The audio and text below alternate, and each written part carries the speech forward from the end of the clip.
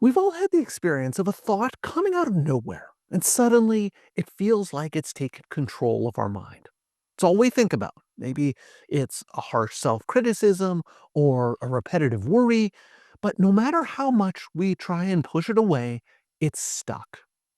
And if this sounds familiar, you're not alone. Intrusive thoughts are very common and they're a part of just being human and the human experience. In today's video, we're going to be talking about something called cognitive diffusion, which is a technique and a skill that you can use to create some space between yourself and these types of thoughts, these types of intrusive thoughts, allowing you to see them for what they are, which is just thoughts and not necessarily the truth. And if you become good at engaging in this cognitive diffusion skill, it'll give you a lot more control over how much these intrusive thoughts have over your life. But before we talk about cognitive diffusion, we need to understand why we get stuck in the first place. And this is due to something called cognitive fusion. Cognitive fusion is what happens when we become fused or stuck with our thoughts. It's when a thought pops into your head and you automatically buy into it. You accept it as though it's an unquestionable truth. And you can think of cognitive fusion kind of like walking around with a pair of glasses on all day. And you never think to take them off. You don't really notice they're there. These glasses, these lenses, they're kind of like your thoughts. If the lenses are clear, the world looks fine. The world looks as it is. But if those lenses have a negative slant to them, this can color how you perceive everything. And everything starts to look a lot more bleak than it is. So, cognitive fusion is when we forget that we're wearing those glasses and we don't notice that our thoughts are coloring or affecting the world the way that we see it. So, imagine that I have a big presentation at work and the thought sneaks in, I'm going to blow this, I'm going to mess this up.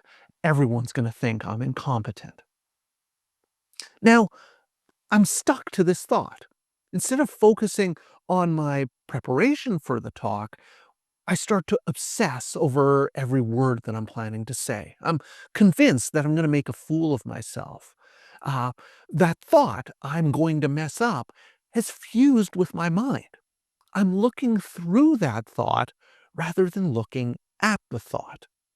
I may not even be aware that that thought is affecting how I'm seeing everything else. And this is where cognitive diffusion comes in. Cognitive diffusion is the ability to step back and say, okay, this is just a thought. It's not the truth, and I don't have to accept it or buy into it. The goal of cognitive diffusion is to see the thought, not to see through the thought. Much like taking off those metaphorical glasses that I talked about. And this shift in perspective gives me the freedom then to choose which thoughts to engage with and which thoughts to let go. So, one of the first steps in cognitive fusion is to recognize that having a thought doesn't make it true. So, in my presentation example, I now notice that I'm having the thought, I'm going to mess up. And instead of letting that thought take control, in cognitive diffusion, I can now say to myself, okay, I'm having the thought that I might mess up right now. Notice how that small shift creates some distance. I'm no longer fused with the thought. I'm observing it. I'm noticing it. I'm not seeing through it and having it affect the rest of my perspective. Imagine another example with social anxiety. Whenever I'm in a social gathering, I worry, did I say something wrong? What if they think I'm awkward? And if I try to just push these thoughts away or try to ignore them, what ends up happening is they're just going to keep bouncing back and often bounce back stronger.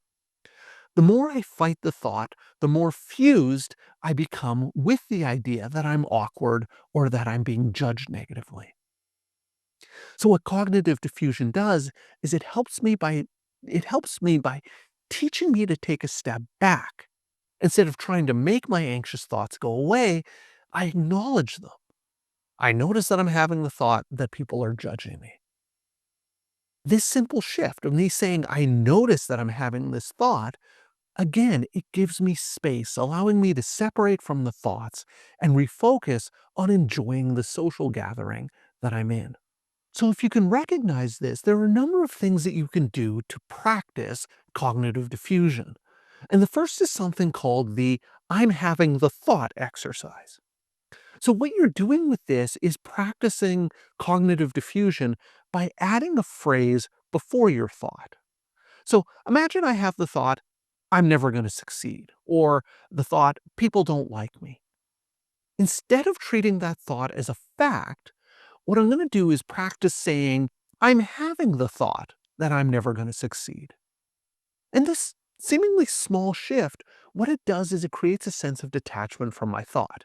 I'm no longer fused to the thought, I'm now observing that I'm having a thought. By doing this regularly, you learn to see the thoughts as what they actually are, temporary mental events, not reflections of truth or reality.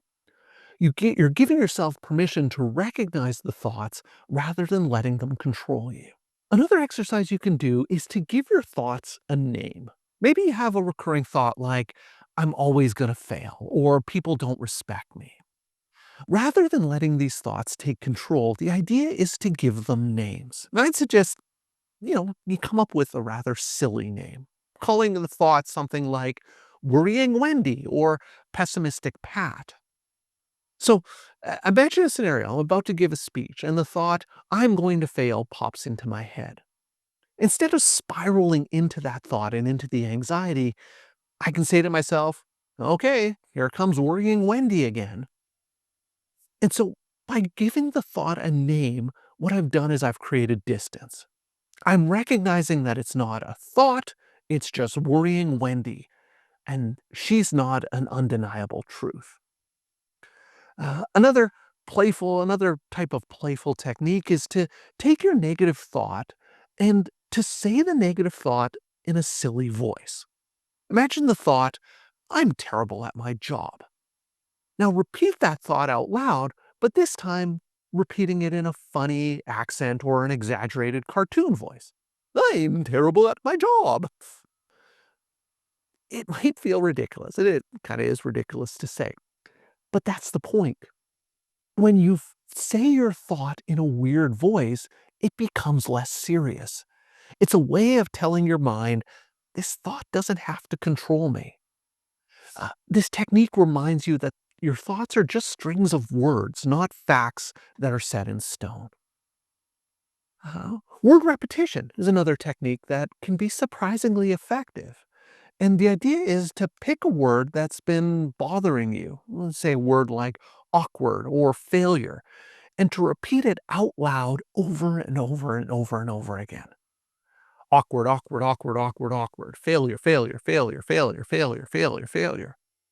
After a while, as you repeat the word over and over again, the word starts to lose its meaning.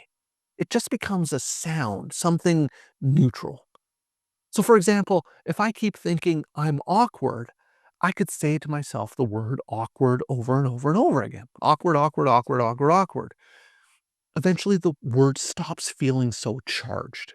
It's just noise. So, what this does is it helps you see that your thoughts are just words, not necessarily truths. It's really important to recognize that cognitive diffusion is about choice. It's not about eliminating the negative thoughts, because that's impossible.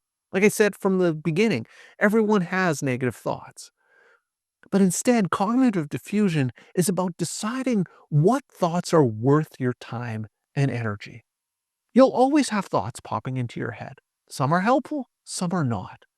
And what cognitive diffusion does is it gives you the power to choose which of the thoughts that you're going to engage with and which of the thoughts you're just going to let go. And when we stop automatically believing our thoughts, we create opportunities for more helpful ways of thinking. Instead of reacting to every critical or anxious thought, you can ask yourself, does this thought help me live the life that I want? the answer is no, you can acknowledge the thought without acting on it or viewing it as truth. So you're learning to coexist with your thoughts, recognizing that every thought is just a mental event among many mental events that you're going to have in a day. And so cognitive diffusion can be a really powerful tool for managing intrusive thoughts and overthinking. It's not about controlling your thoughts or making them go away, but learning to relate to them differently. And by practicing skills like adding the "I'm having a thought" before a negative thought, or repeating a word until it loses meaning, you start to create space between you and your thoughts.